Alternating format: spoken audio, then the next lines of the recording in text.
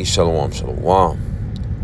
First and foremost, I want to give all praises, honor, and glory that's due to Yahweh, Ba'ashem Yahushai, Ba'ashem Rakakwadash. Double honors to the apostles and elders of Great Millstone, who all in this troop room who do well. Peace and salutations to the 144,000 and the rest of the elect. Unto you I say shalom. Coming to you back with another lesson through the Spirit, and I'm going to entitle this one, 2/3 will die in their unbelief. The 2/3 of the nation of Israel, which comprise of the so-called Negroes, Latinos, and Native Americans, they're ultimately going to be put to death. They're going to be judged by the spirits created for vengeance, and ultimately the 2/3 here in America are going to be reserved for the thermonuclear destruction that's going to be caused by the intercontinental ballistic missiles that are going to be shot during the Third World War. But 2/3 of our people, they don't have the faith, they don't have the belief that these things are going to come to pass. That's why they're not praying for mercy. They're not praying to Yahweh Ba'ashem Yahushai to pass over them. So the Lord is just going to allow them to suffer the death of a heathen, to suffer the second death, the lake of fire, to be put to death during martial law, during Jacob's trouble. This is what's going to come to the 2/3 of our people that are in that unbelieving state of mind, that nothing's ever going to come to pass, that normalcy bias. This is Amos chapter 3 and verse 3. It says, you push away every thought of coming disaster,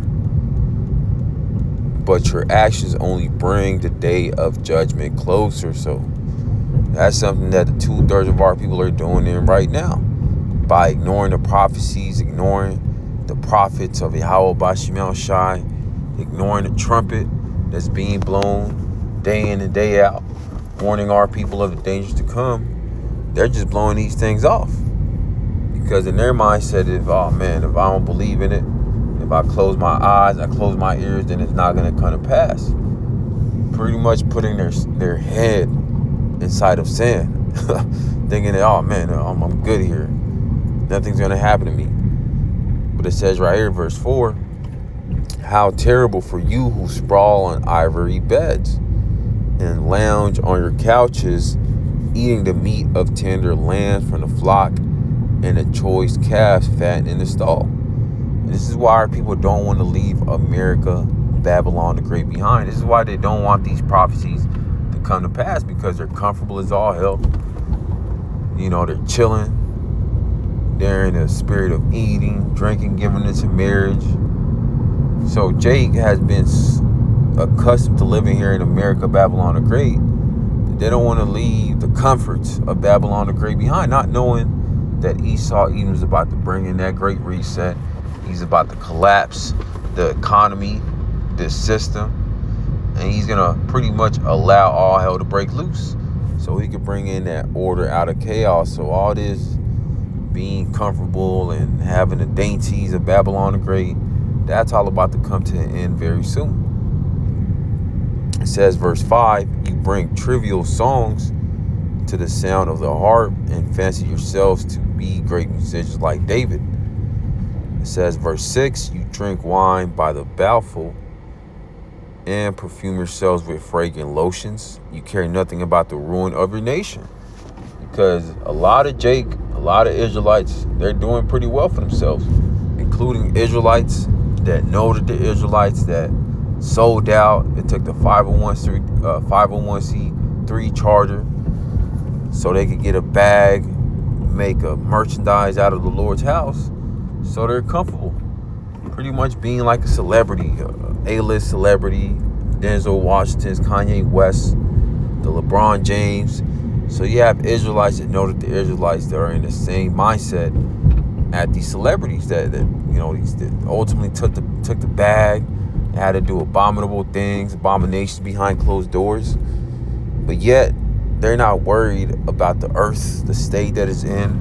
They're not worried about the condition of our people. You look at Jake, completely through, homeless, void of understanding. It says, verse 7, therefore you will be the first to be led away as captives. Suddenly all your parties will end. And this is what's coming to these Jakes that are settled on their leads, eating, drinking, giving into marriage in the house of mirth all the damn time. Because folly and set in great dignity. You got the World Cup going on right now. So Jake, 2/3 Jake, they're not worried about prophecy. They're not worried about World War III. They're not worried about the Strait of Hormuz being closed and how it's going to lead to the reserves of oil running out, and how ultimately it's going to lead to a famine of water, food, energy, an energy crisis. It says, verse 8, the sovereign Lord, Yahweh Bashmiel Shah, has sworn by his own name, and this is what he, the Lord, power of heaven's army, says. I despise the arrogance of Israel, and I hate their fortresses. I will give the city and everything in it to their enemies. So this already happened before, but it's about to happen again, because no new thing is done under the sun. So just like Jake was chilling, kicking it, not worried about the enemies, about to besiege them, about to flood them like caterpillars, it's the same thing that's going to happen in America. Babylon the Great, it's already invaded. Those troops that have been coming in over the last couple of decades, these Chinese nationalists, these Arabians and T-words, they're already here. They're just waiting for that call from Esau, Edom, so they can wreak havoc and do a number on our people, the 2/3 of our people, because that's what his judgment is ultimately reserved for the 2/3 of our people that are settled on their leads. They don't ever think that Esau, Edom is really going to take it there and start putting our people to death. He's about to make his move. This is Ezekiel 12:21. It says, and the word of the Lord came unto me, saying, verse 22, Son of man, what is that proverb that ye have in the land of Israel, saying, the days are prolonged, and every vision faileth. This is what the scoffers and mockers been saying for decades, starting with our apostles, elders, bishops from Great Millstone on down. You know, back then, during the 90s, the 2000s, the 2010s, the talks of a third world war, the talks of a new digital currency system with the dollar no longer being the dominant currency, that sounded far off to the people in the world, especially to the 2/3 of our people. But now that these prophecies are knocking at the door, they're speaking loud and clear. The mark of the beast, which is the RFID microchip, and how it's tied to this digital currency system, the CBDC system, is not sounding so crazy no more. That's why a lot of scoffers and mockers, they've been really quiet over the last couple months, years. It says, verse 23, tell them therefore, thus saith the Lord, Yahweh Bashmiel Shai, I will make this proverb to cease, and they shall no more use it as a proverb in Israel. But say unto them, the days are at hand, and the effect of every vision. And like the scripture says in Habakkuk chapter 2, though it tarry, wait for it, because it will surely come. These prophecies are about to come to pass. This whole normal way of life that these people are used to, it's all about to change at the blink of an eye when these people least expect it. Because these people, they're not expecting a great reset. They're not expecting all hell to break loose. They're not expecting for famine and great calamity to come down upon the planet Earth, especially here in America, Babylon the Great, where it's never really been touched by a real major war. It's never really been invaded like that.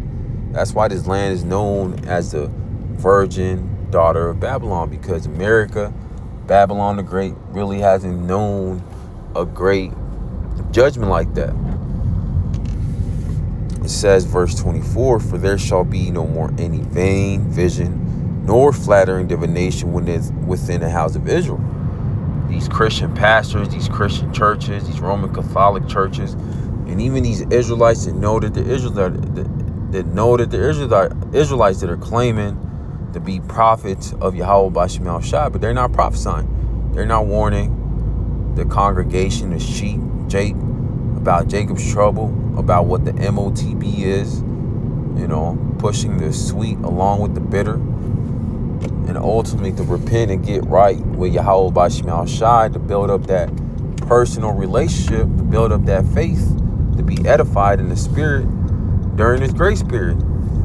Because very soon, the grace period, the mercy period, it's all about to be over, and the only thing that's going to be left is your faith with Yahweh Bashim Al Shai, that personal relationship, which are ultimately only the elect that are building up right now, not the 2/3 of our people. The 2/3 of our people, they don't think that these prophecies are going to come to pass. That's why they're not worried about it. But it says right here, verse 25, for I am the Lord, Yahweh Bashim Al Shai, I will speak, and the word that I shall speak shall come to pass.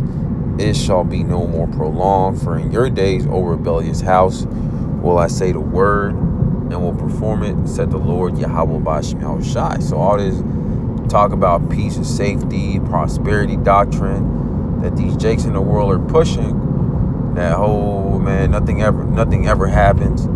The Lord's about to put a stop to all that flattering divinations, that the false prophecies that these false prophets are pushing. It says, verse 26, again a word of the Lord came to me, saying, Son of man, behold, day of the house of Israel, say, the vision that he seeth is for many days to come. And he prophesied of the times that are far off. Because our people, they love pushing the day of the Lord hundreds of years away, thousands of years away. Oh man, maybe he is going to make his second coming, but not in this lifetime.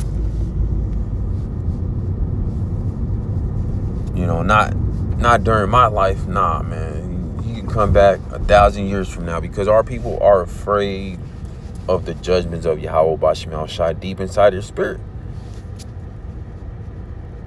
It says, verse 28, therefore say unto them, thus saith the Lord, Yahweh Bashim Al Shai, there shall none of my words be prolonged any more, but the word which I have spoken shall be done, saith the Lord, Yahweh Bashim Al Shai. So he's about to shut these scoffers and mockers up, these unbelieving jakes that think because gas went back down to $3 that things are going to get better again. No, we're at the beginning of sorrows. We're at the birth pains right now, a time like no other, all hell breaking loose. But our people don't believe in these prophecies because the Lord didn't put it up on their spirit. And that's why the Lord says he's going to come like a thief in the night. This is Matthew chapter 24 and verse 37. But as the days of Noe were, which is Noah, so shall also the coming of the Son of Man be, which is Yahweh Shai. It says, verse 38, for as in the days that were before the flood, they were eating and drinking, marrying and giving in marriage unto the day that Noe entered the ark. Yeah, and that's how it's going to be. Because the Lord is about done warning our people, the Israelites, the so-called Negroes, Latinos, and Native Americans. And he's about to let the judgment speak for itself. He's about to put the prophets up. The word, ultimately the word of Yahweh Bashim Al Shai is about to be put up. And the only thing that's about to be speaking is Jacob's trouble, martial law, the mass implementation of the MOTB.